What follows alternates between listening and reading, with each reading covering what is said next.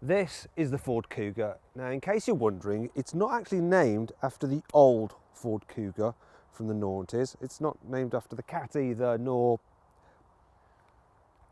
Anyway, so it's a family-friendly SUV and it starts from £22,000.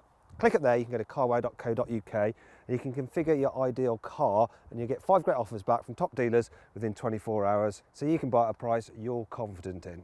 Now on the inside, the Kuga is a little bit of a mixed bag. So the interior design, it's different, but it's also a bit strange. So you've got all these protrusions, some childish looking instruments, and then there's this central area here. So the design of it sort of reminds me of a character from a video game. Look, it's like his helmet. It's just, yeah. In terms of the quality, so you've got soft touch materials here and on the door tops, and it's all right in places, but then other places like these dials and this area down here, it's all a bit flimsy really.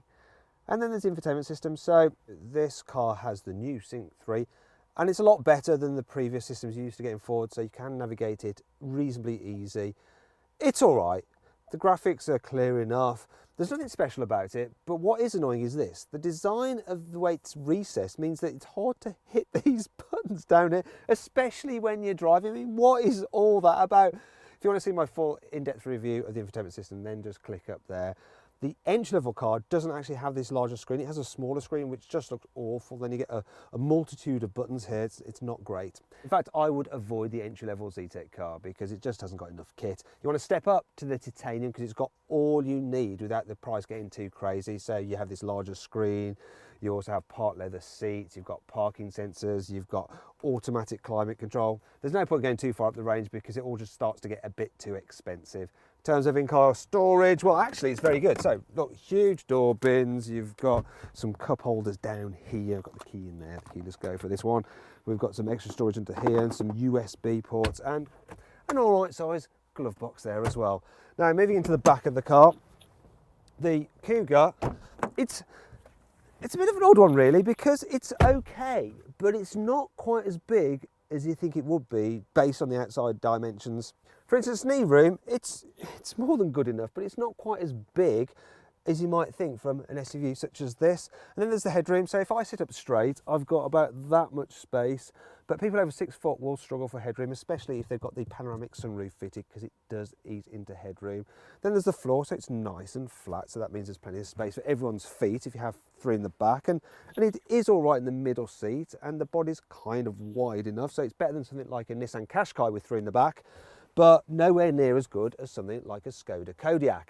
Then there's the features that don't quite go the whole way. For instance, look, I can recline the seats, but what's the point in doing that? You're never going to have it in the upright position because then there is no headroom.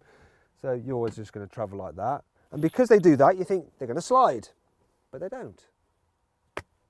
What a waste. And then look, I can fold this down. I've got an armrest, I've got some cup holders, but you might expect there to be some through loading for skis or something, and there's not.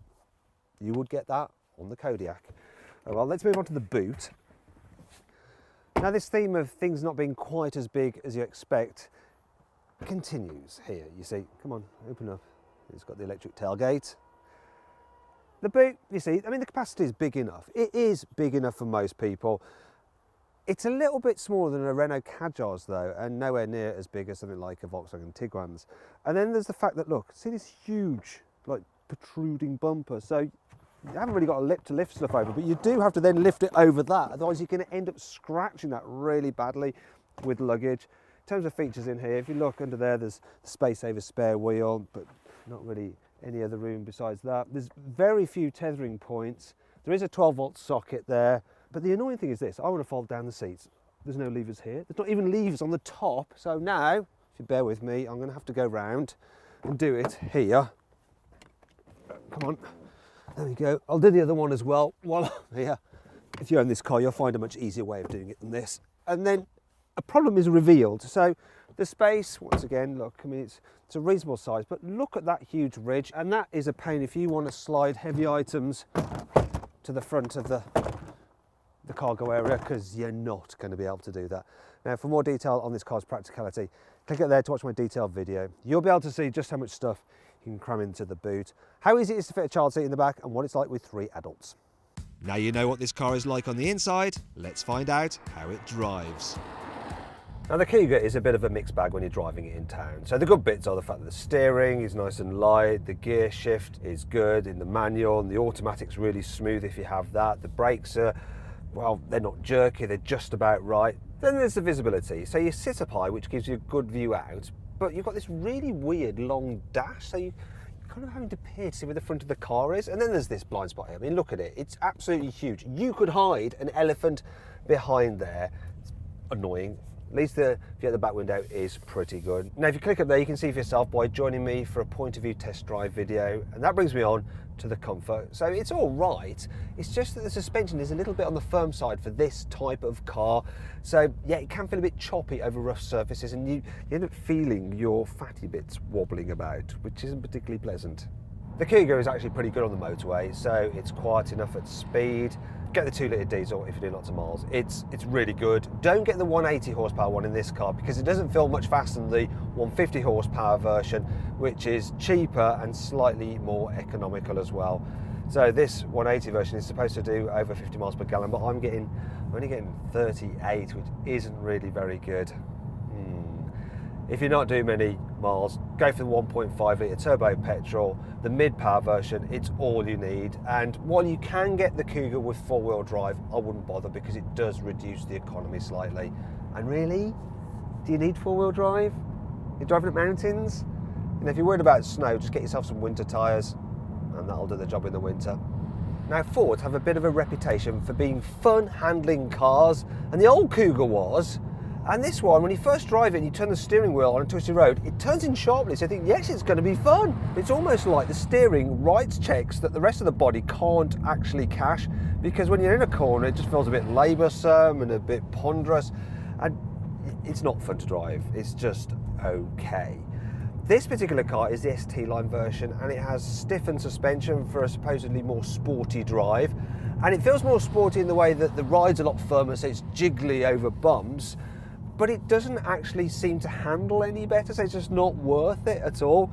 Also, the bigger wheels seem to tramline, so when you hit a rut in the road, it can feel at times like it's someone else is trying to drive the car. Get off! Actually, there's more annoying things about this car. Here's 5. If you were to take your car on a driving holiday to Croatia, no one would want to get near you because Kuga in Croatian means plague. The controls for the central air vents are all the way up here, so you really have to reach for them. I don't see why it'd have to be such a big, silly rotary knob. 4-wheel drive versions of the Kuga get this rather tacky looking all-wheel drive badge on the doors, and it looks a bit wonky to me. Even though the Kuga's door extends quite low down, when you open it, you do notice that muck still gets in on the sill, and then, yeah, when you drag your legs over it, they get all mucky. While the Kuga has a rather solid feeling low cover, there's nowhere really to store it in the car other than here, which means it takes up space. Also, I've just noticed that because of this protrudy bumper, you end up getting muck and water all over your legs. It's not all negative though. Here's 5 good things about this car. The Kuga is available with hands-free tailgate opening, and unlike with many other cars that have the system, it works on this at first attempt. Look. Now, you didn't think it was going to open, did you? Well done, Ford. With Ford's Mikey, you can limit how loud the car stereo will go and the maximum top speed, which is ideal if you lend your car to a young driver you don't quite trust. One of the good things about this car's panoramic glass roof is that you can actually open it. And then you can let some air in, which is good because I've just farted. And like many other modern SUVs, the Kuga actually has real, not fake, exhaust pipes. Makes it look sporty. The rear windows go all the way down, which is perfect if you've got a dog that likes to lean out.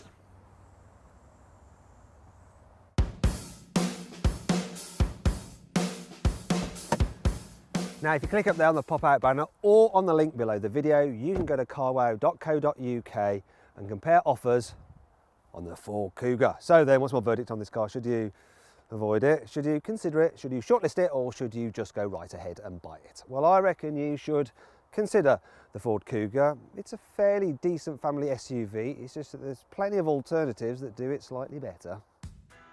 If you enjoyed this video, please like it, share it and subscribe to our channel. and click on the window to watch our detailed practicality and infotainment video reviews for the Ford Kuga. Now, did you spot the Easter egg in this video? It was the picture of the Mercury Kuga in the car's boot, because of course Ford owns Mercury.